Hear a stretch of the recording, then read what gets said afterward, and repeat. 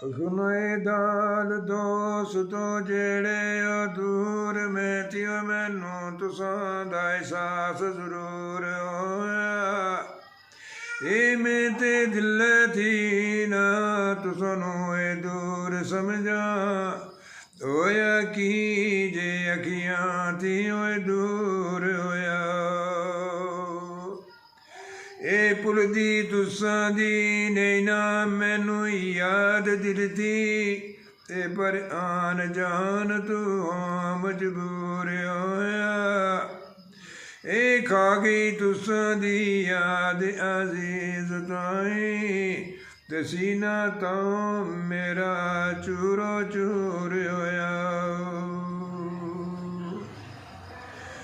ਅਖਨੋਏ ਮੇਰੇ ਵਾਸਤੇ ਕਰਿਆ ਦੁਆ ਦਿਲ ਥੀ ਮੈਂ ਤੇ ਸਾਰਿਆਂ ਅੱਗੇ ਸਵਾਲ ਕੀਤਾ।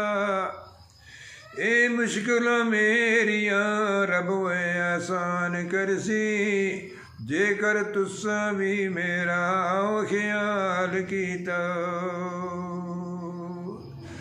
ਇਹ ਮੈਂ ਤੇ ਸਾਰਿਆਂ ਨੂੰ ਆਪੇ ਆਨ ਮਿਲਦਾ ਏ ਪਰ ਦੁੱਖਾਂ ਬਹੁਤ ਮੇਰਾ ਮੰਦਾਲ ਕੀਤਾ। ਇਹ ਜੋ ਕੁਛ ਕੀਤਾ ਬਿਆਨ ਅਜ਼ੀਜ਼ ਪਿਆਰੇ ਤੇ ਆਪਣੇ ਦਿਲ ਨੂੰ ਆਪੇ ਹੀ ਓਏ ਸੰਭਾਲ ਕੀਤਾ।